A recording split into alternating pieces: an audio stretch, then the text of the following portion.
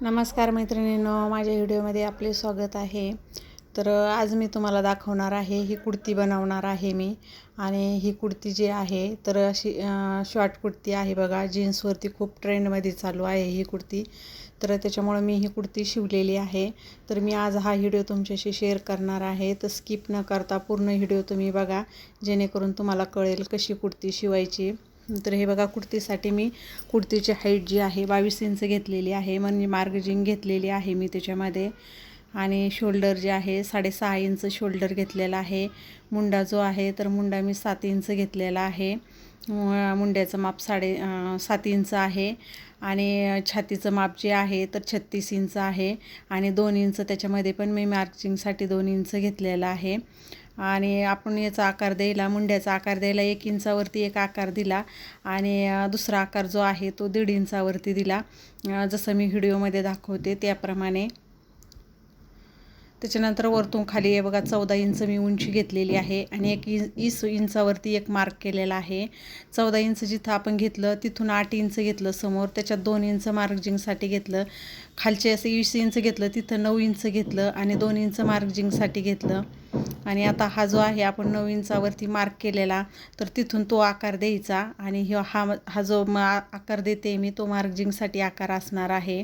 तर हे असं बघा, शेप एकदम व्यवस्थित शेप येतो अशा प्रकारे जर का तुम्ही मापे टाकले कुर्तीची तर। हे बघा, आता आपण इथपर्यंत माप झाले। खालच्या साईडनं पण 9 इंच घेतलं, मार्जिंगसाठी 2 इंच घेतलं, म्हणजे जेवढा आहे तेवढाच, पण असं मग सरळ असं आखून घ्यायचं। कारण आपण तिथं कट जो आहे, आपण कट शिवणार आहोत, त्याला कट करणार आहोत, त्याच्यामुळं गळा रुंदी जी आहे ती 3.5 इंच घेतलेली आहे। गळा उंची मी 6.5 इंच घेतलेली आहे। खालच्या साईडनं पण 3.5 इंच घ्यायचं, कारण गळा मी लगेच कट करणार नाही, कॅनव्हासवरती गळा कट करणार आहे। कारण हा जो कपडा आहे तर हा कॉटनचा कपडा नाही आहे, तर मग त्याच्यामुळं काय होतं, व्यवस्थित गळ्याचे आकार वगैरे येत नाही, त्याच्यामुळं कॅनव्हासवरतीच गळा काढायचा। आता असं याला कट करून घ्यायचं। हे बघा, इथं जे आहे तर इथं आपण असं हे करायचं आहे, कट द्यायचं आहे, जेणेकरून का आपल्याला तिथून कट घ्यायचा आहे, त्याच्यामुळं तसा कट मारून घ्यायचा त्याला। आणि बॅक साईड आणि फ्रंट साईड दोन्ही पण आहे, कारण 4 पदरी हा कपडा होता, तर त्याच्यामुळं आता वेगवेगळे भाग करून घ्यायचे दोन्हीचे। बॅक साईड वेगळी करायची आणि फ्रंट साईड जी आहे ती वेगळी करायची। फ्रंट साईडचा जो आहे आपला मुंड्याचा आकार समोरचा, तर तो कट करून घ्यायचा। हे बघा, असा कट करून घेतला आणि बॅक साईडला जसं आहे तसंच ठेवायचं। आता बाहीसाठी आपण कट करणार आहोत कपडा, तर आता बाही जी घ्यायची आहे आपल्याला,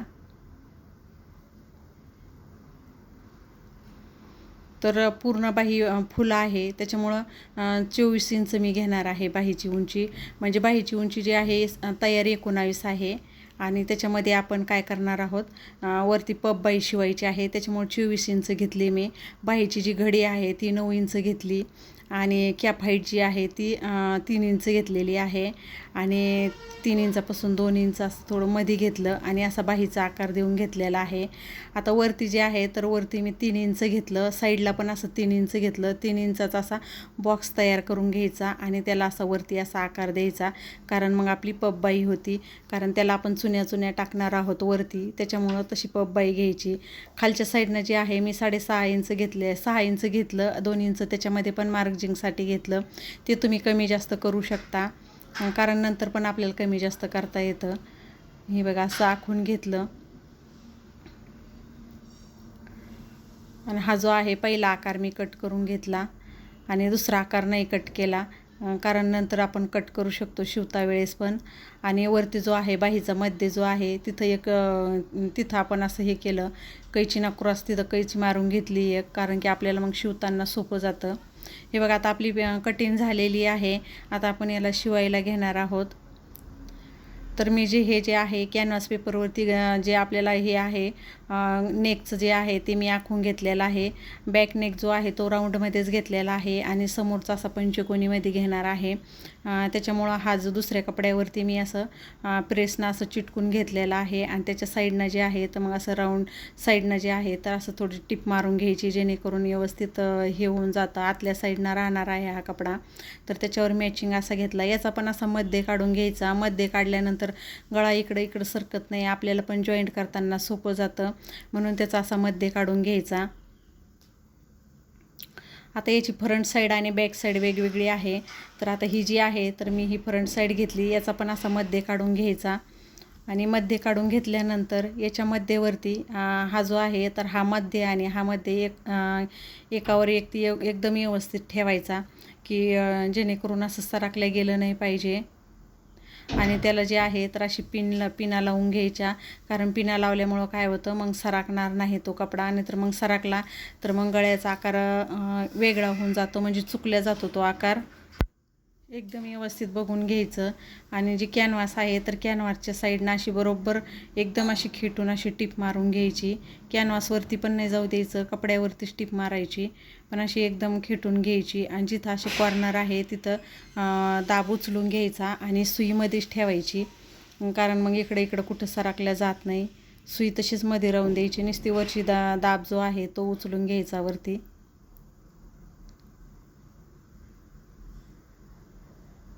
हे बघा, आता नंतर या जे पिना जे लावलेले आहे आपण, आणि हा जो मधला कपडा आहे तो कपडा असा कट करून घ्यायचा.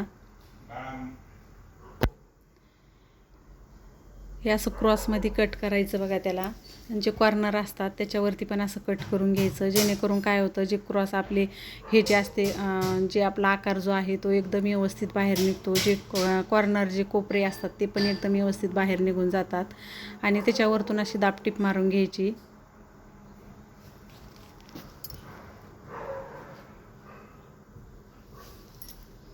जसा आकार आहे त्याचे एकदम व्यवस्थित अशी वरतून दाबटीप मारून घ्यायची. एकदम अशी कॉर्नरवरून दाबटीप टाकायची, कारण की ती टीप पण एकदम व्यवस्थित आणि एकसारखी आली पाहिजे, फिनिशिंगमध्ये दिसली पाहिजे. हे बघा, आता आपला हा समोरचा जो गळा आहे तो रेडी झालेला आहे. आता बॅक साईडचं जे आहे तर आता मी बॅक साईड घेतलेलं आहे हे करण्यासाठी. एकदम व्यवस्थित असं सरळ याला कट करून घ्यायचं. याला पण मध्ये असं कट मारून घ्यायचा, जेणेकरून की आपल्याला बॅक साईडचा पण गळा तसा आपण समोरचा जसा जोडला आहे तसाच मागच्या साईडनं पण आपल्याला जोडून घ्यायचा. याला तुम्ही पिना न लावता अशी मधून टीप मारली पण तरी पण चालते. हे बघा, मी अशी टीप मारून घेतली. आणि याच्या साईडनं पण असं साईडनं असं जॉईंट करून घ्यायचं. बघा, अस्तरला हे जे आपण जे नेक आहे तर तो असा जॉईंट करून घ्यायचा. आणि मधला जो कपडा आहे तर मधला कपडा असा कट करून घ्यायचा. याला पण असं क्रॉसमध्ये कैची मारायची. याला पण असं मध्ये पलटी करून घ्यायचं. आणि मध्ये पलटी करून त्याच्यावरतून पण असे दाबटीप मारायची, जेणेकरून आपण असं कॅनव्हासवरती हे केलं ना तर एकदम इझी जातात आपल्याला डिझाईन बनवायला पण. आणि फिनिशिंगमध्ये पण एकदम व्यवस्थित छान अशी फिनिशिंग पण येऊन जाते, जर का ह्या पद्धतीनं जर का आपण कॅनव्हास जॉईंट केला तर. कॅनव्हासवरतीच शक्यतो कॅनव्हासवरतीच असे डिझाईनचे वगैरे गळे असेल तर कॅनव्हासवरतीच काढायचे. हे बघा, आता दोन्ही पण पट्टी बघा मी जसं व्हिडिओमध्ये दाखवते तसं. आणि असं याचं जे शोल्डर आपल्याला जॉईंट करायचे तर असे शोल्डर जॉईंट करायचे, जेणेकरून ते पण असे फिनिशिंगमध्ये येतात. आणि बाहेर असा शोल्डरपासून बाहेर कपडा वगैरे असा निघत नाही. त्याच्यामुळं हे बघा, मी अशा पद्धतीनं जोडलं. बरोबर असं एकावर एक ती ठेवायचं आणि त्याच्यावरतून अशी टीप मारून घ्यायची. त्यांना काय होतं, एकदम व्यवस्थित फिनिशिंग येते. आणि शोल्डरच्या तिथून जो कपडा आपल्याला दिसतो तो कपडा दिसत नाही.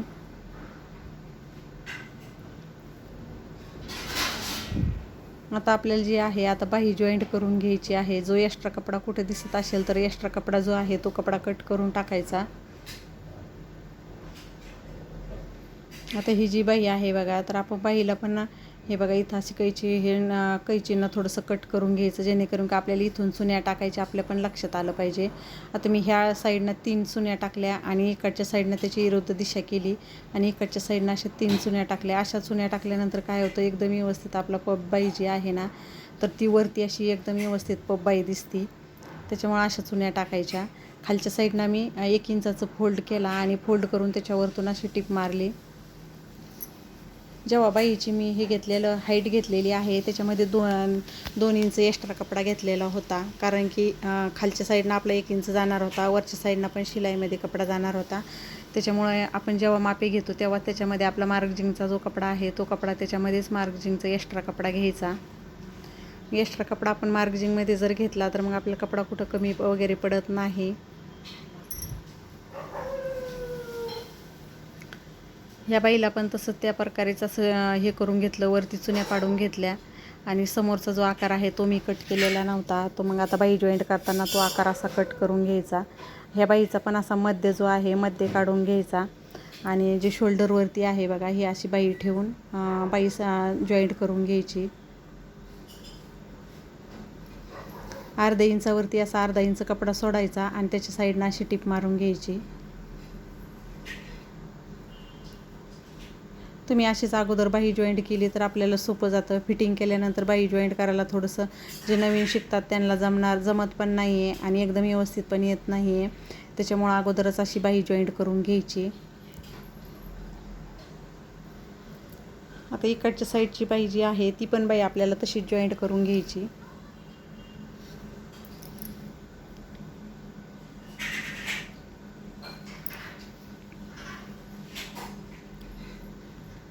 आता सध्या ही जी कुर्ती आहे खूप ट्रेंडमध्ये चालू आहे. अशी कुर्ती बऱ्याचशा मुलीकडं आता हीच कुर्ती दिसू लागली. तर आपण शिवली ना तर आपण रेडीमेड घेतल्यापेक्षा अशी शिवून पण खूप आपल्याला स्वस्त पडते. कपडा पण एवढा काही महाग नाही भेटत आहे, स्वस्त भेटतो याचा कपडा पण. आणि अशी घरच्या घरीच आपल्याला अशी कुर्ती पण शिवता येते. मापे पण एवढी काही अवघड नाही आहे मापे टाकायला पण. मापे पण याची सोपीच आहे आणि आपले ब्लाऊजपेक्षा तर किती कमी वेळ लागतो याला शिवायला. म्हणजे ही कुर्ती शिवायला मला अर्धा तास पण नाही लागलेला आहे. आता ही जी बाई आहे बघा, बाईची पण आपली बाई 2 इंच कपडा सोडून द्यायचा, कारण आपण 2 इंच बाईमध्ये पण एक्स्ट्रा घेतलेला आहे.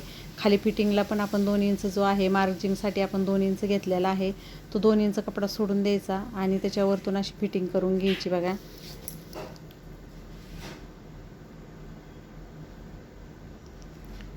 जसं आहे तसंच सरळ येऊ द्यायचं, कारण आपण आकार दिलेला असल्यामुळं बरोबर आकार येतो. इथं असं लॉक करायचं आणि लॉक करूनच तिथून सुई बाहेर काढून घ्यायची. दोन्ही साईडनं त्याचप्रमाणे तशीच फिटिंग करायची.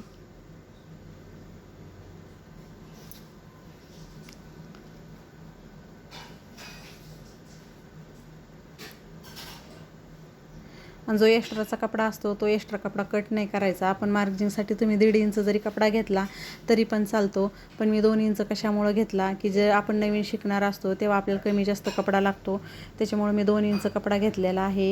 1 इंच न वापरता 2 इंच वापरलेला आहे कपडा. आता आपल्याला खालचा जो कट घ्यायचा आहे बघा, तर तो बरोबर येतो. त्याच्यामुळे ही अशी बघा फोल्ड करून घ्यायचा, डबल फोल्ड करायचं आणि डबल फोल्ड करून अशी त्याच्यावरतून अशी टिप मारून घ्यायची. इथं बघा आपण इथं लॉक करून घेतलेलं होतं, तिथं आल्यानंतर काय करायचं हे बघा, सुईमध्येच ठेवायची, दाब उचलून घ्यायचा आणि कटच्या साईडनं असं हे करून घ्यायचं, कारण की तिथं पण एकदम व्यवस्थित फिनिशिंग येते. ती फिनिशिंग पण कटच्या तिथं कशी फिनिशिंग घ्यायची ती पण एकदम व्यवस्थित फिनिशिंग आली पाहिजे. तर इकडच्या साईडनं पण जो कट आहे इकडच्या साईडनं पण तसाच कट मारून घ्यायचा.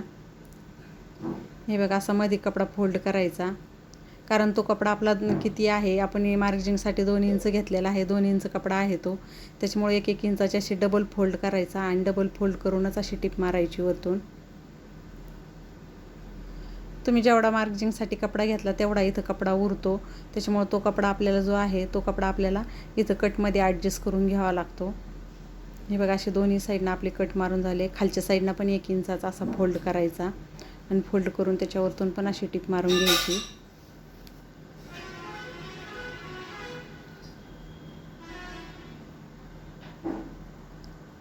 आणि जेव्हा आपली टिप संपते तिथं आहे ना, तिथं लॉक करून घ्यायला सवय लावून घ्यायची आपल्याला. असं लॉक करायचं, कारण मग ती जे शिलाई आहे शिलाई आपली निघत नाही.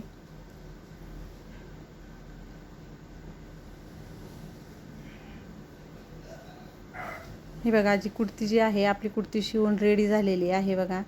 हे बघा ह्या प्रकारे अशी कुर्ती झालेली आहे आपली. गळा वगैरे पण बघा तुम्ही एकदम व्यवस्थित, कोणी म्हणणार पण नाही की ही कुर्ती तुम्ही घरी शिवली असेल म्हणून.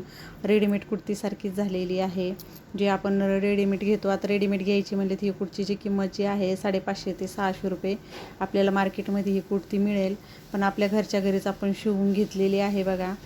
120 रुपये मीटरचा कपडा आहे आणि 1.5 मीटरच कपडा लागलेला आहे याला. आता आतल्या साईडनं जे आपली गळा होता तर त्याला अशी ना आता हातशिलाई करून घ्यायची,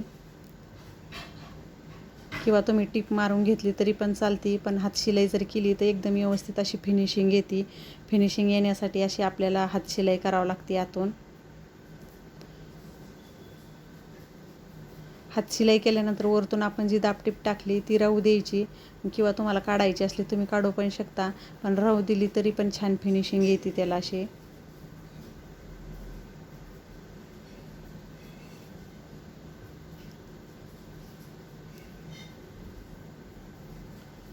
हातशिलाईचा पण धागा जास्त दूर दूर नाही टाकायचा, जवळजवळ धागा टाकायचा.